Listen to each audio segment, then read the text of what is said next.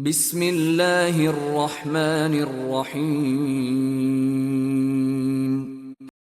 یونس نے مجھے ابن شہاب سے خبر دی، انہوں نے کہا مجھے عامر بن سعد بن ابی وقاص نے بتایا کہ حضرت ابو سعید خدری رضی اللہ تعالیٰ عنہ نے کہا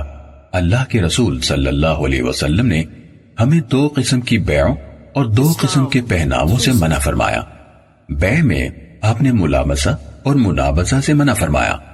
ملامسہ یہ ہے کہ کوئی آدمی دوسرے کے کپڑے کو دن میں یا رات میں اپنے ہاتھ سے چھوئے اور اس کے علاوہ اسے الٹ کر بھی نہ دیکھے، اور منابسہ یہ ہے کہ کوئی آدمی دوسرے آدمی کی طرف اپنا کپڑا پھینکے اور دوسرا اس کی طرف اپنا کپڑا پھینکے اور بغیر دیکھے اور بغیر حقیقی رضامندی کے، یہی ان کی بیع ہو۔ صحیح مسلم حدیث نمبر 3806۔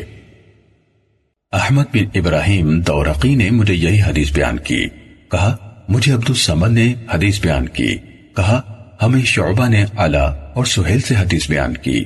ان دونوں نے اپنے اپنے والد یعنی عبد الرحمن بن یعقوب اور ابو صالح سیمان سے، انہوں نے حضرت ابو ہریرہ رضی اللہ تعالیٰ عنہ سے، اور انہوں نے نبی صلی اللہ علیہ وسلم سے روایت کی۔ نیز ہمیں محمد بن مسنہ نے یہی حدیث بیان کی، کہا ہمیں عبد الصمد نے حدیث بیان کی، کہا ہمیں شعبہ نے اعمش سے حدیث بیان کی، انہوں نے ابو صالح سے، انہوں نے حضرت ابو ہریرہ رضی اللہ تعالیٰ عنہ سے، انہوں نے نبی صلی اللہ علیہ وسلم سے روایت کی۔ نیز عبداللہ بن معاذ نے ہمیں حدیث بیان کی، کہا ہمیں میرے والد نے حدیث بیان کی، کہا ہمیں شعبہ نے عدی بن ثابت سے حدیث بیان کی، انہوں نے ابو حازم سے، اور انہوں نے حضرت ابو ہریرہ رضی اللہ تعالیٰ عنہ سے روایت کی کہ اللہ کے رسول صلی اللہ علیہ وسلم نے اس سے منع فرمایا کہ کوئی آدمی اپنے مسلمان بھائی کے کیے گئے سودے پر سودا کرے، اور دورقی کی روایت میں سومی اخی کے بجائے سیمتی اخی یعنی چھوٹے سے سودے کے الفاظ ہیں۔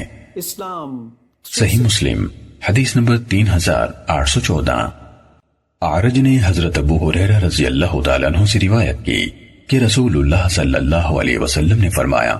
بیع کے لیے قافلے کے ساتھ راستے میں جا کر ملاقات نہ کی جائے، نہ تم میں سے کوئی دوسرے کی بیع پر بیع کرے، نہ خریدنے کی نیت کیے بغیر محض بھاؤ بڑھانے کے لیے قیمت لگاؤ، نہ کوئی شہری کسی دیہاتی کے لیے بیع کرے، اور نہ تم اونٹنی اور بکری کا دودھ روکو۔ جس نے انہیں اس کے بعد خرید لیا تو ان کا دودھ دھونے کے بعد اسے 2 باتوں کا اختیار ہے، اگر وہ اسے پسند ہے تو اسے رکھ لے، اور اگر اسے ناپسند ہے تو 1 صاع کھجور کے ساتھ اسے واپس کر دے۔ صحیح مسلم حدیث نمبر 3815۔